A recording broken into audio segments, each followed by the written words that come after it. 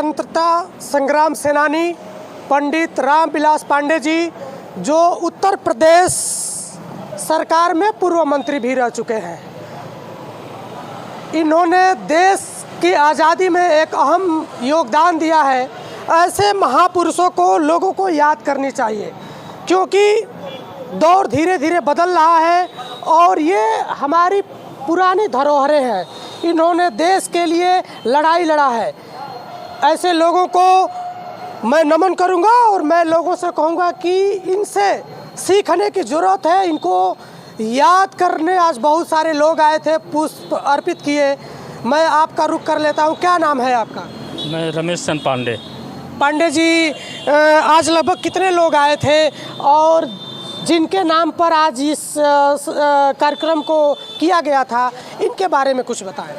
लगभग 4,000 लोग मेरे पिताजी की पुण्यतिथि में आए थे जी, और सबने अपनी तरफ से अपना श्रद्धा सुमन अर्पित किया है। और वर्तमान परिस्थितियों में कुछ कहने की ज़रूरत नहीं है। महसूस ये होता है ये दौर तबाही है। महसूस ये होता है ये दौर तबाही है। शीशे की अदालत में पत्थर की गवाही है। दुनिया में कहीं ऐसी तमसील नहीं मिलती। मुहाफिज ही लुटेरा है, मुहाफिज ही सिपाही है। मैं उस परिवार से बिलोंग करता हूं कि मेरे पिता स्वर्गीय पंडित रामविलास पांडे ब्रिटिश गवर्नमेंट की जेल में तिरंगा झंडा लेकर के 12 साल 9 महीने की ब्रिटिश गवर्नमेंट की जेल में उन्होंने आज़ादी की लड़ाई में अपना योगदान दिया है। सन 1937 में इनकी पहली गिरफ्तारी हुई थी, तो ये 3 महीने की सज़ा हुई थी, तब ये जुवेनाइल थे। उसके बाद सन 40 में दोबारा जब गिरफ्तार किए गए तो इनको 6 महीने की सज़ा हुई थी। और सन 1942 के मधुबन कांड में जब इनकी गिरफ्तारी हुई तो सन 1948 में 12 साल की सज़ा पूरी करके लौटे थे, सिर्फ इस कारण कि मेरे बाबा अंधे थे, पैरवी नहीं कर सके। ये 47 में छूट नहीं पाए। पूरी सज़ा ख़त्म होने के बाद 48 में ये बाहर आए थे। उस दौर के लोगों की अपना एक इतिहास हुआ करता था। आज तो की बात अगर की जाए, आज के परिप्रेक्ष्य में अगर उनको याद किया जाए तो जमी बेच देंगे, गगन बेच देंगे, कली बेच देंगे, चमन बेच देंगे। वतन के निगहमा अगर सो गए तो वतन के लुटेरे चमन वतन बेच देंगे। इस शब्दों के साथ मैं खुद उनको अपनी श्रद्धांजलि अर्पित करता हूँ। जिस परिवेश में हम पैदा हुए हैं, जिस परिवेश में उन्होंने देखा है, उनके पिताजी अंधे थे, माताजी बहरी थी। अपने पिता के 5 अकेली संतान थे। वैसे तो मेरे पिताजी 5 भाई थे, 5 बहनें थीं, नहीं सिर्फ 1 बहन और 1 भाई बचे थे। 4 भाई इनके मर चुके थे। बेसहारा माँ बाप को छोड़ करके देश से इतना उनको लगाव था कि आज़ादी की लड़ाई में अपना पूरा जीवन उन्होंने समर्पित कर दिया। और सन 1948 से लेकर के और सन 1962 तक ये डिस्ट्रिक्ट बोर्ड के मेंबर रहे। सन 1962 में विधान परिषद के लिए इनका चुनाव हुआ था। उस समय श्रीमती सुचेता कृपलानी 63 में जब चीफ मिनिस्टर बनी थी तो ये पार्लियामेंट्री सेक्रेटरी बने थे। उस समय पार्लियामेंट्री अफेयर मिनिस्ट्री नहीं हुआ करती थी। मुख्यमंत्री एक तेज तर्रार विधायक को पार्लियामेंट्री सेक्रेटरी बनाता था और विधानसभा की लोकसभा की कार्रवाई वो चलाया करते थे। और फिर सन 1969 में जब ये विधानसभा के सदस्य हुए तो चंद्रभान गुप्ता के कैबिनेट में ये एग्रीकल्चर मिनिस्टर रहे। चंद्र कुमार गुप्ता जी उस समय उत्तर प्रदेश के मुख्यमंत्री थे। और उस समय आपके पिताजी मंत्री पद संभाल रहे थे। काफ़ी जुनून, काफ़ी उत्साह मिलता होगा, क्योंकि ये आपके पिताजी हैं।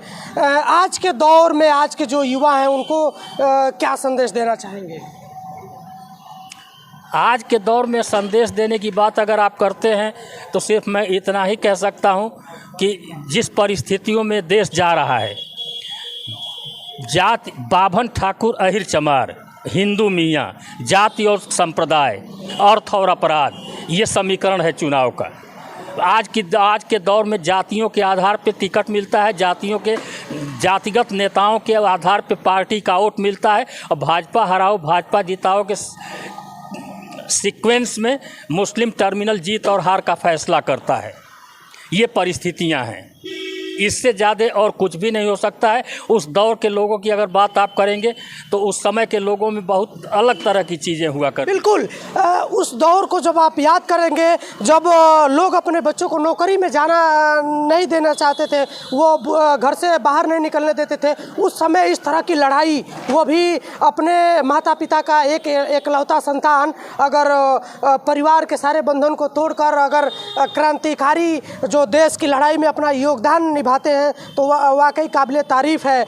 ये होना चाहिए और आज के युवाओं को इन चीज़ों को सीखना चाहिए। आपने बहुत अच्छी बात कही, चूँकि बड़े बड़े मीडिया प्लेटफॉर्म पर लोग नहीं बोल पाते हैं, नहीं दिखाया भी नहीं जाता है आज के समय में।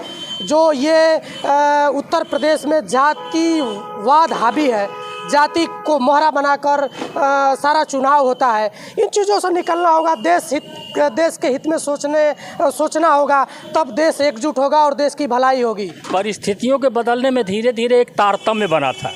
सन 1989 का चुनाव फेयरफैक्स, बोफोर्स और अक्षय सौदे पे लड़ा गया था, जिसमें मुलायम सिंह यादव की जनता दल की सरकार बनी थी। सन 1989 के चुनाव के बाद 90 में अयोध्या और राम जन्मभूमि और अयोध्या का मामला जब आया तो उसे ठंडा करने के लिए तत्कालीन पीपी सिंह की सरकार ने मंडल कमीशन को लागू किया। तो एक टर्म कार्ड उन्होंने राम जन्मभूमि बाबरी मस्जिद का खेला, दूसरा टर्म कार्ड इनका तो जो था मंडल कमीशन में बाभन ठाकुर अहिर चमार का था। तो सन 1993 का चुनाव जो सपा बसपा गठबंधन के साथ हुआ था वो जातिगत आधार पे हुआ था, और 91 का चुनाव जो हुआ था वो सांप्रदायिक उन्माद में हुआ था। और उस परिस्थितियों के बाद से अब तक जितने चुनाव हो रहे हैं, अर्थ और अपराध, जाति और संप्रदाय, इस चार के सिवाय कोई बहस नहीं होती है। और पॉलिटिकल आदमी किसी से कोई आर्गूमेंट नहीं करना चाहता है, वो अपने आप को अलग रखना चाहता है। चलिए, हम लोग की बातें लंबी हो रही हैं। स्वतंत्रता संग्राम सेनानी पंडित रामविलास पांडे जी और उत्तर प्रदेश में पूर्व मंत्री रहे, इनको मैं याद करते हुए श्रद्धा सुमन अर्पित करता हूं। आप काफ़ी जानकार हैं, उत्तर प्रदेश की राजनीति से जुड़ी हुई काफ़ी अच्छी बात आपने बोला। मौका मिलेगा तो फिर मैं आपका रुख करूंगा और कुछ आपसे सीखने और जानने की कोशिश करूंगा। मैं अगले किसी वीडियो में फिर मिलूंगा, तब तक के लिए धन्यवाद। जय हिंद, जय भारत।